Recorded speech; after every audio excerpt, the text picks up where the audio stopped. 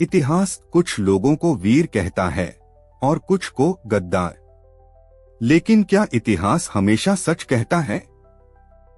अगर मैं आपसे कहूं, जिस व्यक्ति को सदियों तक गद्दार कहा गया, वही व्यक्ति मौत के सामने भी औरंगजेब के आगे नहीं झुका, तो आज की यह कहानी है कवि कलश की, एक ऐसे नाम की जिसकी दोस्ती ने एक सम्राट को बदनाम किया और जिसकी मौत ने इतिहास को चुप करा दिया।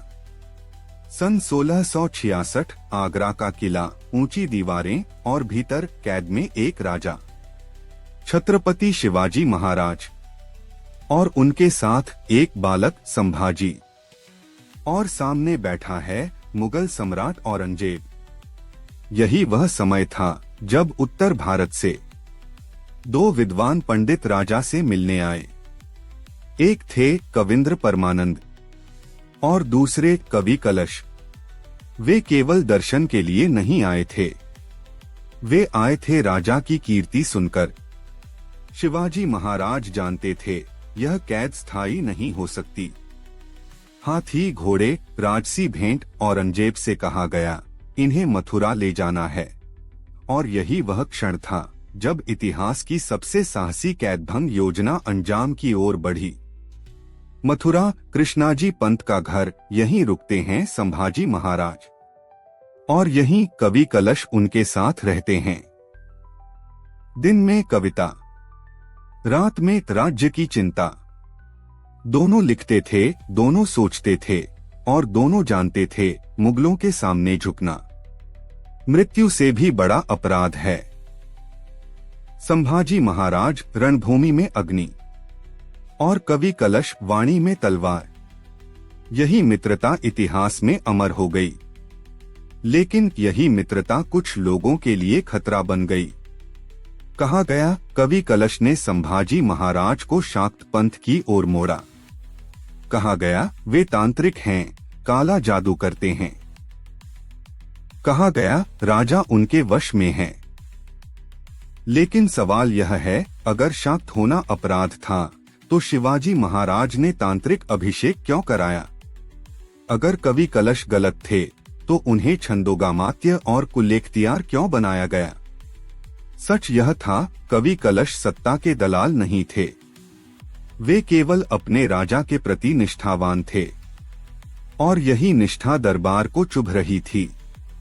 मलकापुर, संगमेश्वर, शिरके राजा के अपने, लेकिन लालच में अंधे। जब वे मुगलों से जा मिले तो उनका इलाका जला दिया गया, और यह जिम्मेदारी मिली कवि कलश को। यहीं से बदले की आग भड़की। मार्च 1689, संगमेश्वर, मुगल सेना, मुकरब खान और दो कैदी, छत्रपति संभाजी महाराज और कवि कलश। उन्हें विदूषक की तरह शहर में घुमाया गया, भूखा रखा गया, यातनाएं दी गईं। औरंगजेब चाहता था सिर्फ एक झुका, सिर्फ एक माफी, लेकिन जवाब मिला मौन। कवि कलश मरे लेकिन झुके नहीं, संभाजी महाराज मरे लेकिन बिके नहीं। अगर कवि कलश गद्दार होते तो वे भी जीवित रहते, लेकिन उन्होंने मौत चुनी, गुलामी नहीं। वर्षों बाद महारानी येसुबाई वढ़ू बुद्रुक में संभाजी महाराज का स्मारक बनवाती हैं, और ठीक पास, सिर्फ 4 हाथ की दूरी पर, कवि कलश का वृंदावन। इतिहास जिसे गद्दार कहे, लेकिन शत्रु भी जिसे न खरीद सके, वह गद्दार नहीं, शहीद होता है। कवि कलश एक नाम नहीं, एक सवाल है कि हम इतिहास को कितनी ईमानदारी से पढ़ते हैं। जो राजा के साथ मरा, वह कभी गद्दार नहीं हो सकता। छत्रपति शिवाजी महाराज की जय। हर हर महादेव। अगर आपको हमारी यह एनिमेशन डॉक्यूमेंट्री पसंद आई हो तो हमारे YouTube channel DK documentary animation को सब्सक्राइब करना न भूलें। इन्हें अपने बच्चों को दिखाइए ताकि आने वाली पीढ़ी अपनी संस्कृति, अपने वीरों और अपने इतिहास को जान सके। हमारी हिंदू संस्कृति ऐसे महान योद्धाओं से बनी है जिनकी कहानियां जानना हर भारतीय के लिए गर्व की बात है। ऐसी ही सच्ची, प्रेरणादायक कहानियों के लिए चैनल को सब्सक्राइब करना न भूलें और इस वीडियो को ज्यादा से ज्यादा शेयर करें।